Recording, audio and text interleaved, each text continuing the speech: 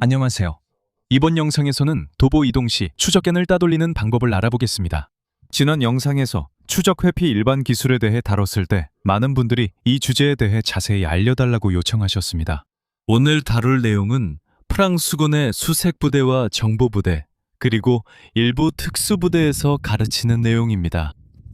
이 영상을 보면 자신의 흔적이 탐지견 팀에게 얼마나 쉽게 추적될지 항상 평가할 수 있습니다. 여러분은 자신의 냄새 흔적을 어떻게 줄일 수 있는지 알게 될 것이고, 탐지견 팀의 능력이 어디까지인지를 알게 될 것입니다. 그리고 그 한계가 무엇인지도 살펴보겠습니다.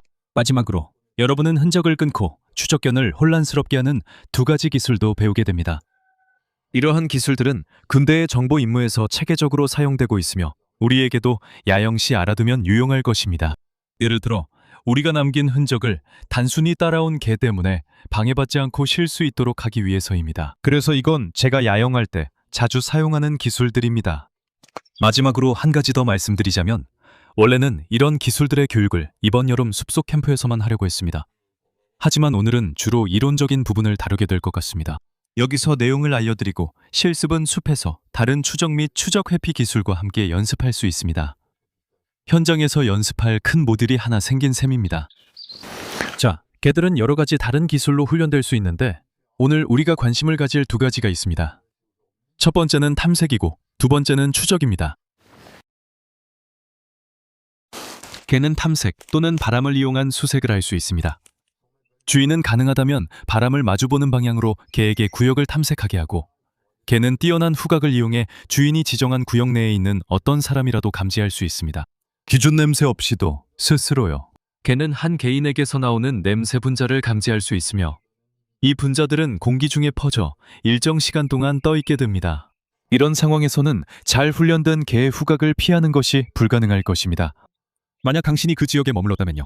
군대에서 하는 것처럼 땅에 은닉해도, 예를 들어 제7BCA, 13, JRH 같은 부대에서 하듯 매설 은닉처를 만들어도 당신은 탐지될 것입니다. 땅에 묻은 은닉처는 시각적 열감지는 차단할 수 있지만 냄새 신호는 차단하지 못합니다.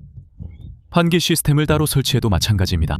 실험 결과 유일한 회피 방법은 밀폐 상자에 있거나 모든 것이 재활용되는 완전 자급식 시스템을 갖추는 것뿐입니다. 하지만 현장 설치는 절대 불가능하죠. 분명합니다. 그래서 이런 상황을 야외에서 대처하려면 기동성을 유지하고 개의 위협이 있을 수 있는 한 비박지에 몇 분만 머무르는 것이 중요합니다. 계속 걸으면서도 짧고 분할된 방식으로 휴식을 취하기 위해 제가 다른 영상에서 이미 소개한 다상 수면법을 사용합니다.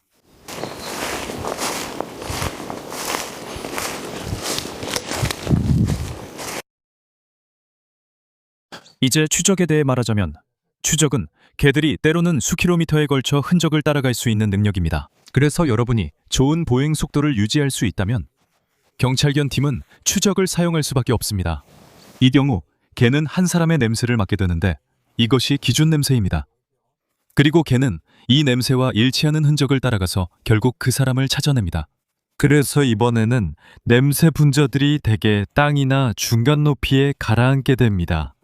그리고 바로 그곳에서 개가 그것들을 감지하게 됩니다. 그래서 추적 대상자의 기준, 냄새는 땅에 남은 흔적, 등반 흔적, 차량 안, 버려진 물건, 배설물 등에서 채취할 수 있습니다.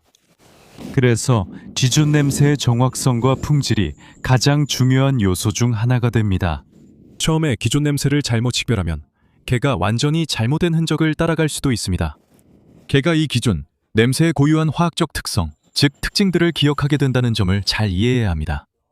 개에게 이것은 진정한 후각적 특징과도 같습니다. 그러니까 주의해야 할 점은, 개방된 지역에서는 주로 추적견을 사용하게 되는데 이 개들은 보통 순찰과 추적 훈련을 받았지만 공격에는 약하거나 보통 정도의 성향을 가지고 있다는 것입니다. 그래서 이런 경우에 개는 흔적을 따라가거나 접근하기 힘든 좁은 구역에서 사람을 찾아내거나 발견된 사람을 표시하거나 작전이 끝날 때 추적팀의 시간을 절약하는 데 유용하게 쓰입니다. 반대로 도시 지역에서는 여러 분야에 훈련된 순찰 및 탐색견을 주로 사용하게 됩니다.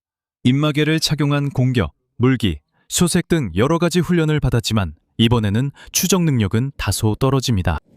좋아요. 이것은 일반적인 데이터이지만 보통 한 마리의 개가 자신의 분야에서 뛰어난 성과를 내기 위해서는 최대 2가지 분야까지만 전문화시키고 3가지 분야까지 전문화하는 경우는 드뭅니다.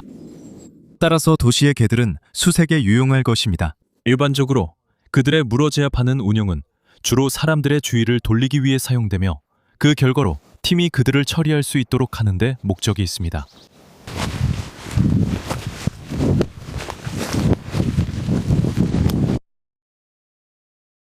이제 인간의 냄새에 대해 이야기하면 고려할 점이 많습니다. 사람마다 유전자가 다르기 때문에 각자 몸에서 분비되는 물질이 있고 이 분비물들이 증발해서 옷을 더 많이 또는 덜 통과하게 됩니다. 그래서 냄새가 더 잘 감지되거나 덜 감지될 수 있습니다. 그리고 사람이 스트레스를 많이 받거나 숨이 차거나 땀을 많이 흘릴수록 개가 냄새를 맡기 더 쉬워집니다. 또한 이런 냄새 분자가 퍼지는데 가장 중요한 요인은 우리의 호흡이라는 것도 알아야 합니다. 그리고 모든 화학 제품들이 이 냄새를 더 강하게 만듭니다.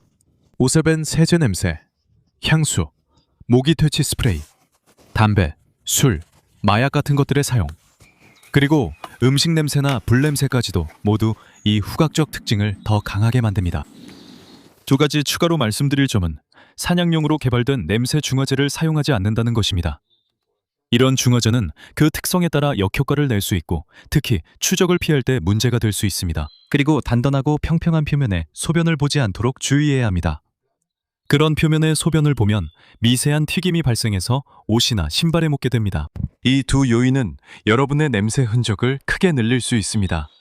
보통 배설물은 최대한 깊게 묻어야 하지만 그래도 대개는 감지될 수 있습니다.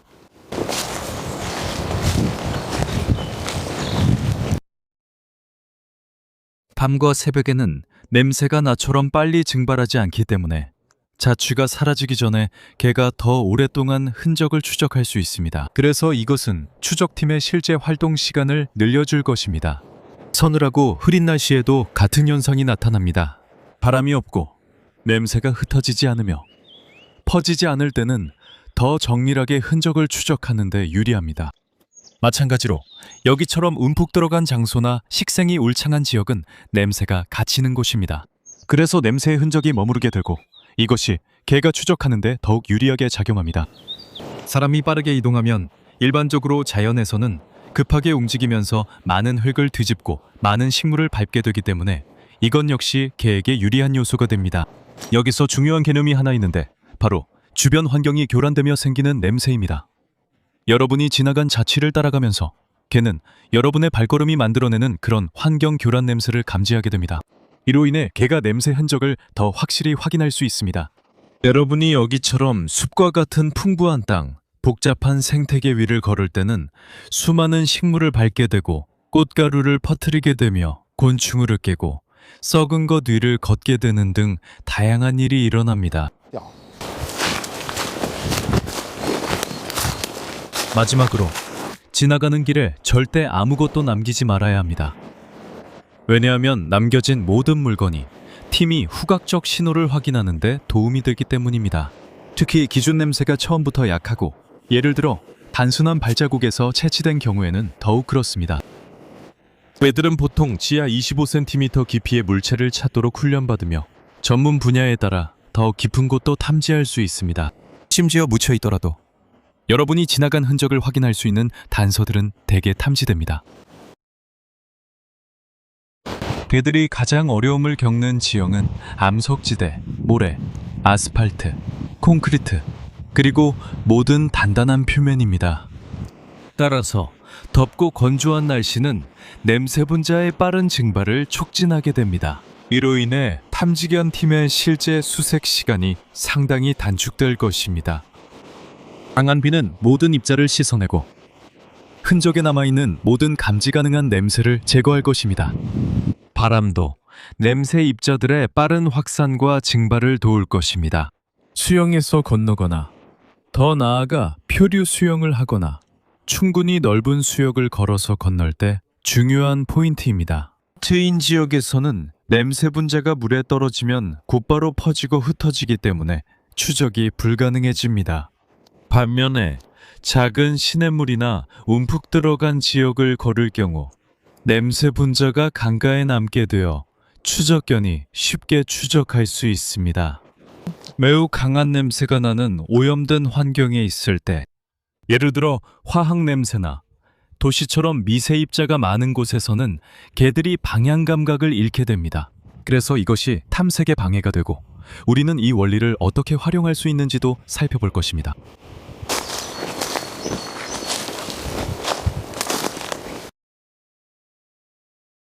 모든 개들이 똑같이 뛰어난 것은 아닙니다. 모든 품종이 같은 소질을 가진 것도 아니죠. 모든 개들이 같은 훈련이나 교육을 받은 것도 아니고 주인과의 유대감도 다릅니다. 하지만 참고로 잘 훈련된 추적견에게 기대할 수 있는 몇 가지 성능을 말씀드릴 수 있습니다. 어떤 개들은 8시간이 넘는 시간 동안에도 효과적으로 냄새를 추적할 수 있는 후각을 가지고 있지만 이는 매우 예외적인 경우입니다. 대부분의 경우는 훨씬 짧지만 경찰견 팀은 개들을 교대로 투입하여 작업 시간을 관리합니다. 그래서 어쨌든 한 임무에 항상 여러 마리의 개가 투입됩니다. 왜냐하면 이 일은 개들에게 매우 많은 에너지를 소모하게 하기 때문입니다. 가장 중요한 변수는 여러분이 지나간 시간과 개가 추적하는 시간 사이의 경과 시간입니다. 여러분이 지나간 시간이 최근일수록 그 흔적을 추적하기가 더 쉬워집니다. 그래서 여러분이 지나간 지 1시간 이내의 흔적을 따뜻한 흔적이라 합니다. 이것은 평균적인 수치이지만 그 시간 동안에는 냄새 입자들이 공기 중에서 여전히 감지될 수 있습니다. 1시간이 지나면 차가운 흔적이라고 부르는데 냄새 분자들이 가라앉게 되고 좋은 땅에서는 최대 48시간까지 흔적을 추적할 수 있습니다. 딱딱한 땅, 예를 들어 도로나 거리 위에선 48시간 동안 흔적 추적이 완전히 불가능합니다. 예를 들어 설명하자면 특정 조건에서 개가 황무지에서 6시간 지난 흔적을 추적할 수 있다면 도로에서는 1시간 이상 추적하지 못할 것이고 도시나 마을 거리에서는 10분을 넘기지 못할 것입니다. 꼭 기억해야 할 점은 어떤 경우든 흔적이 오래될수록 추적하는 데 더 많은 시간이 필요하다는 것입니다.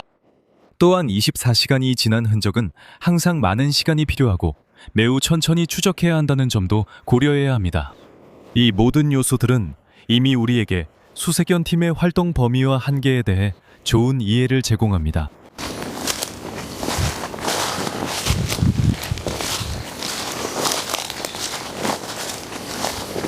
그리고 또 하나 알아야 할 중요한 개념은 바로 핫스팟입니다. 핫스팟이란 여러분의 냄새가 증폭되는 구역을 말합니다. 예를 들어 그곳에서 쉬었거나 부상으로 인해 멈췄거나 피를 흘렸거나 소변을 본 경우 등이 해당됩니다. 또한 그곳에 무언가 남겼을 수도 있습니다. 개는 이 구역에서 냄새를 찾으려고 할 것입니다.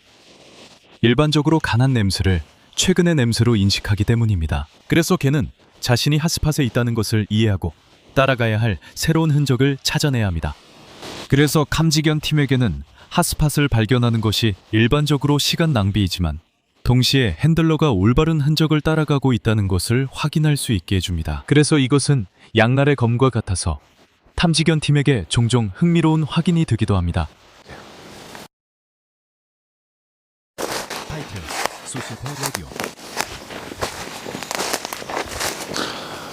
이제는 강한 냄새로 자신의 채취를 가리거나 개의 후각을 방해한다고 알려진 제품을 사용하는 기술에 대해 이야기해 보겠습니다. 자, 신발이나 옷, 심지어는 뒤쪽에 후추, 고추, 최루제 또는 기타 물질을 뿌리는 경우가 있습니다. 이렇게 하면 흔적 위에 그리고 자신에게도 주변 환경에서는 전혀 어울리지 않는 아주 이질적인 냄새가 배게 됩니다. 그리고 개는 이 새로운 아주 눈에 띄는 냄새를 당신의 고유한 채취와 자동적으로 연관짓게 됩니다. 즉, 개는 주변 환경 속에서 계속 변하는 기준 냄새도 따라갈 수 있는 능력이 있다는 뜻입니다. 설령 몇 분 동안 개의 후각이 방해를 받더라도 그런 물질이 퍼지면서 당신의 흔적이 더 강해지기 때문에 개는 당신의 자취를 더 쉽게 따라갈 수 있습니다. 여러분은 분별력을 갖추고 훈련된 끈질긴 개들과 마주하고 있다는 사실을 잊지 마세요. 만약 길을 가다가 우연히 썩은 고기나 배설물을 발견하더라도 그 냄새가 당신의 냄새를 가려줄 거라고 생각해서 몸에 묻히거나 밟으려고 하지 마세요. 원리는 똑같습니다. 이런 상황에서는 오히려 당신의 냄새가 더 강해져서 더 쉽게 들키게 됩니다.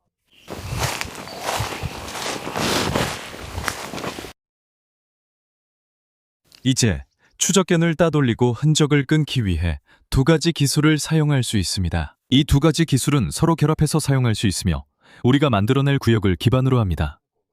이 구역들을 우리는 혼란 구역이라고 부를 것입니다.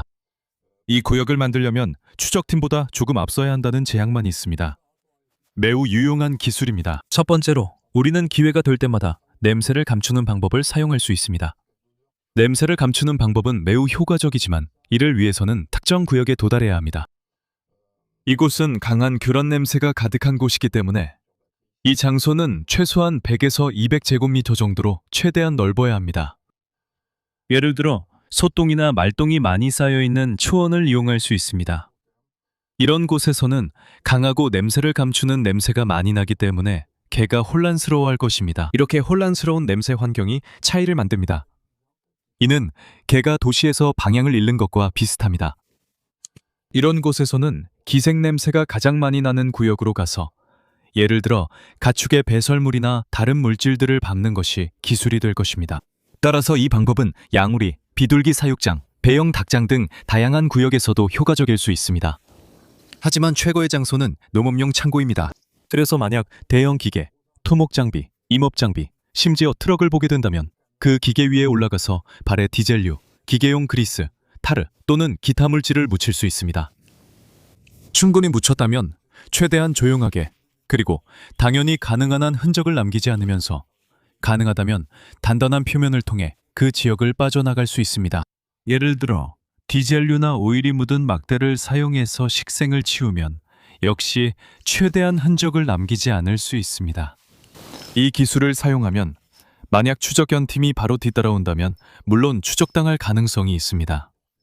하지만 예를 들어 1시간 정도가 지난 후라면 여러분과 추적견 팀 사이의 흔적을 99% 끊을 수 있습니다.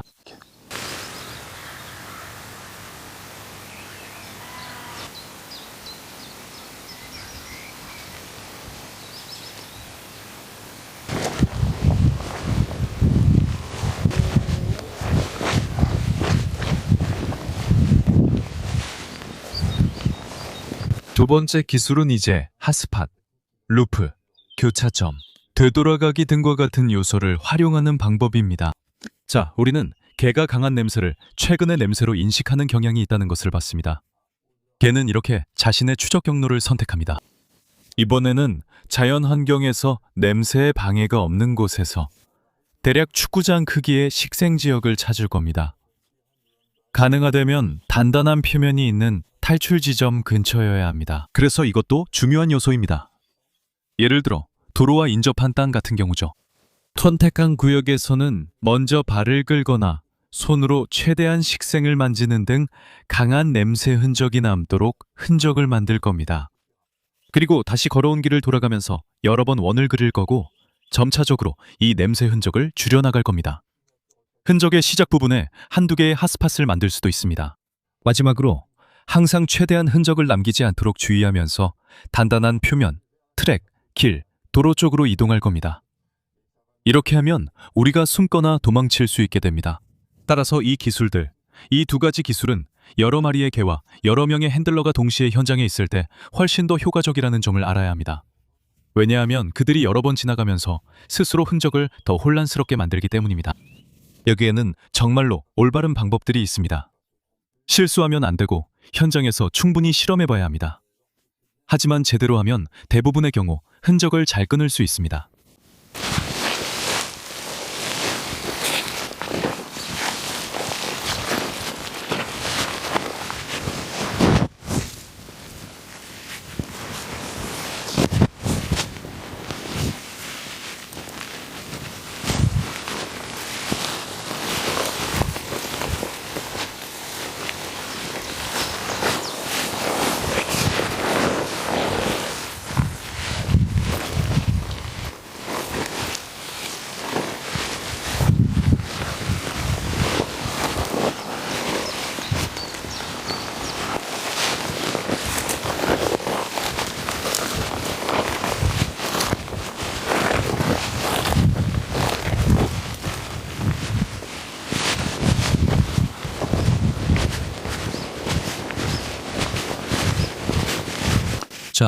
이제 모든 기술을 살펴봤고 여러분은 이제 추적과 흔적 끊기에 대해 최고의 기본 이해를 갖추게 되었습니다.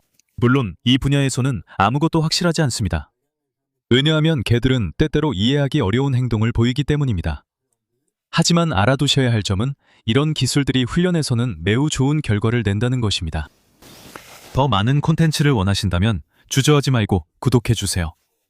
생존 분야에는 아직 배울 것이 정말 많으니까요. 공유하시고 잘 활용해주세요. 그리고 다음 영상에서 또 뵙겠습니다.